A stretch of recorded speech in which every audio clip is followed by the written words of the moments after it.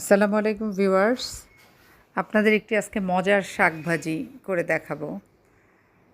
যেই শাকভাজিটাতে কোনো রসুন লাগে না।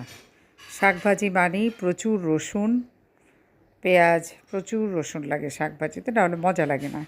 কিন্তু এই শাকটাতে আসলে রসুন দিতে হয় না। প্রথমেই তেলের মধ্যে বেশি করে আদা কুচি করে দিয়ে দিতে হয়। তারপর যখন আদাটা লাল লাল হবে তখন শাকটা আমি দিয়ে দিব। শাকের সাথে আমি আবার কাঁচামরিচ লম্বা লম্বা করে কেটে দিয়েছিলাম আগেই। তো শাকটা দিব। শাকটা প্রচণ্ড চুলায় অনেক আঁচ থাকবে, মানে চুলাটা সবচেয়ে জোরে জ্বালিয়ে দিবেন আপনি, পুরো ভলিউমে দিয়ে তারপর শাকটা দ্রুত দ্রুত নাড়াচাড়া করবেন। হ্যাঁ, দ্রুত নাড়াচাড়া করতে করতে তারপরে শুকিয়ে যাবে, তারপরে ওইটা হবে। এই শাকটার নাম কি বলেন তো ভিউয়ার্স? একটু পেঁয়াজও দিয়ে দিলাম আমি, অল্প, বেশি না। এই শাকটা একেবারে ভাজা ভাজা হয়ে যাবে। এই শাকটা আমাদের খুবই পছন্দের একটা শাক। আমার আব্বা আম্মা তো খুবই পছন্দ করতেন, আমার হোল ফ্যামিলি এটা পছন্দ করে। এখন দেখি আমার বাচ্চারাও পছন্দ করে। তো আমার হাজব্যান্ড আগে খেত না, এখন দেখি সে আরও বেশি করে খায়, এত খায় যে আমরাই ভাগে পাই না, এরকম আর কি।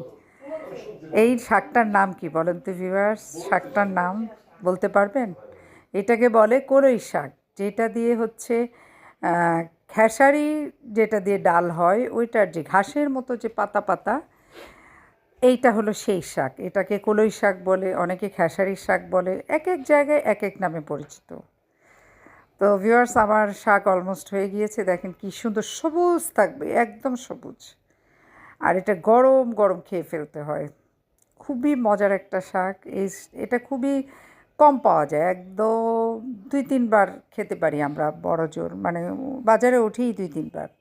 এটা হচ্ছে কলই শাক। এটা অনেক বেছে সুন্দর করে কাটতে হয়, তো আমি আসলে অত ভালো করে কাটতে পারিনি, মোটামুটি করে কেটেছি। তারপরও শাকটা খেতে অনেক মজা হয়েছে। সবার জন্য অনেক অনেক শুভকামনা থাকলো।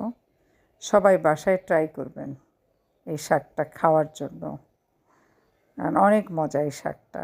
যারাই খায় তারা একবার খায় না,